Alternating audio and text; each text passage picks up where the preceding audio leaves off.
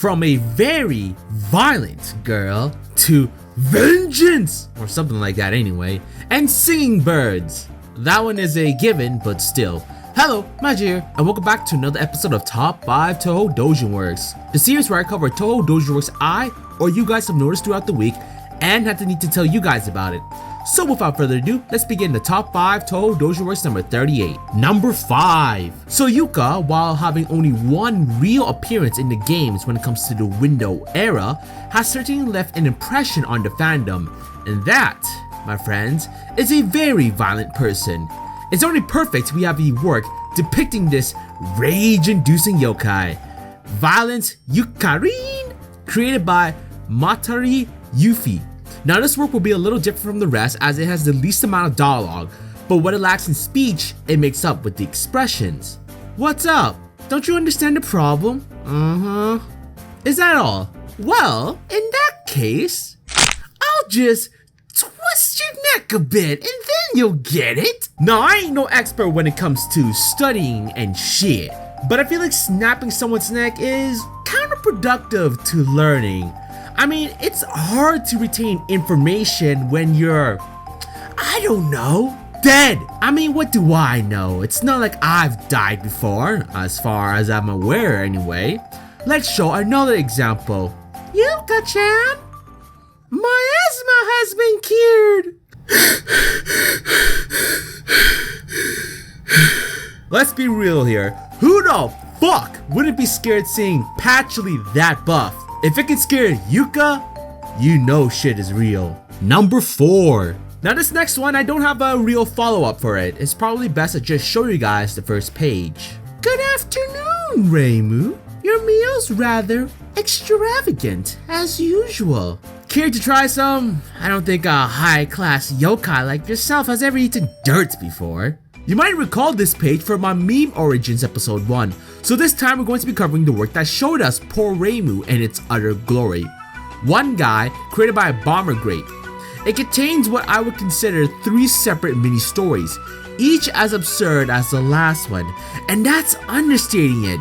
You thought the first page was crazy? Oh, trust me, it gets insaner. Salutations, Futo-chan. Today, I shall initiate you in a killer Taoism technique. Really? It's very simple. Hold this ritual aid in your mouth and make this symbol with both hands. Easy, right? Now you try it. Right!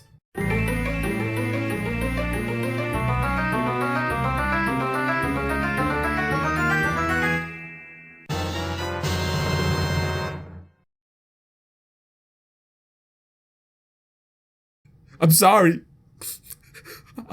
Futo-chan. That was all a lie. And those are not even ritual aids. I'm sorry. Yeah. Now you know what this work is capable of.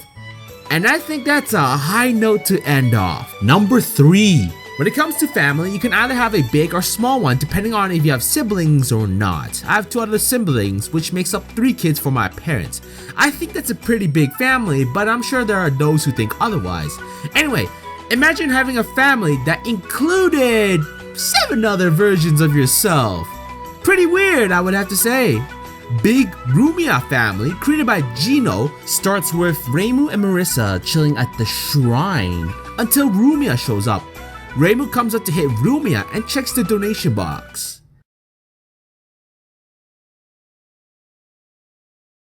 I can assure you this was not what Reimu wanted when it came to donations. Reimu's trying to figure out what the fuck is going on, and Marissa tries to give an explanation.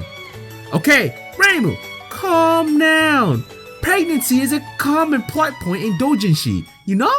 Going by Lou doujinshi, we both have been impregnated countless times. Holy bloody duck fuck.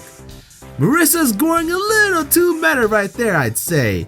But anyway, this work is pretty much Reimu and Marissa dealing with the 7 new Rumias plus the original one. Let's just say it's not the easiest thing to deal with, I can assure you that. Number 2. So this next work is going to be a bit longer than the last 3. Nothing too crazy, but something to note.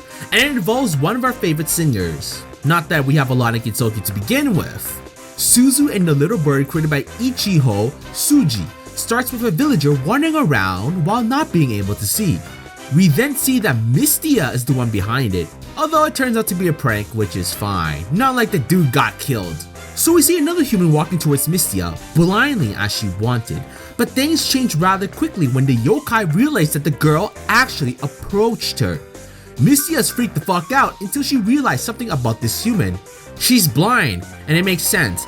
It's hard to blind someone who's, already blind. Can't double blind something, as far as I'm aware of anyway. So this girl and Mystia talk for a bit and she says she'll come tomorrow to visit. True to her word, she comes back and the two talk a bit more. We learn the girl's name is Suzu. She eventually meets the other girls of Team 9, getting friendly with all of them, which is nice and all that. Suzu hears Mystia sing a song she hasn't heard before. Loving it, she announces she's gonna write lyrics for that new song. After that, Suzu doesn't come back for some time, which is really strange, but there's a reason for that.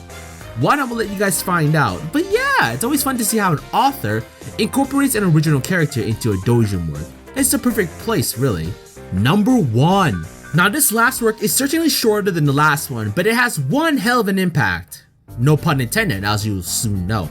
Moontop Room, another lunatic kingdom created by Gil Z Bon, stars the Lunar Invader Trio, Junko, Clownpiece, and Hekichiya. The event of this takes place after Legacy and they're chilling on the moon. It starts off pretty funny and lighthearted with Junko and Clownpiece doing their own things. It then has a shift in tone as we realize this Junko is much more unhinged than what we dealt with in the game. Hekichiya explains that Junko can be unpredictable and dangerous when her emotions are overflowed. After her son's murder, shit didn't turn out well as you would expect, but this work explains in detail how it affects the mother. Hell, her grudge and madness was so intense that she can't remember the face of her son. The whole reason she's this wacky. Hekichiya is able to handle Junko this moment, and she goes into detail of how Junko's behavior can be like. I want to leave it there as I think I summarized the important part very well. This is a unique twist into Junko as far as I've seen. Seeing Junko having this multiple personality deal really hooks you in as you're never sure on how this girl is going to behave at times, and that's what I really love with this work. The ability to shift from comedic, heartwarming moments to intense dread feeling is really impressive, especially with this art style, as it leans more towards the fun and cutesy side and not the terror it's somehow presented. Overall, a damn good read. But yeah, hopefully you guys enjoyed this episode. Which doujin works are you gonna check out later? Do you want to see Yuka be violent? Are you prepared for the insanity that is one guy? Or do you want to see how the trio are handling themselves after their defeat and legacy? If you guys enjoyed this episode, please give it a like and subscribe, or else Mystia might try to blind me. And if she does, she's a real fucking asshole. I'd also hope for you, Yuka, to go after her. Either way, this is Magi, and thanks again for watching.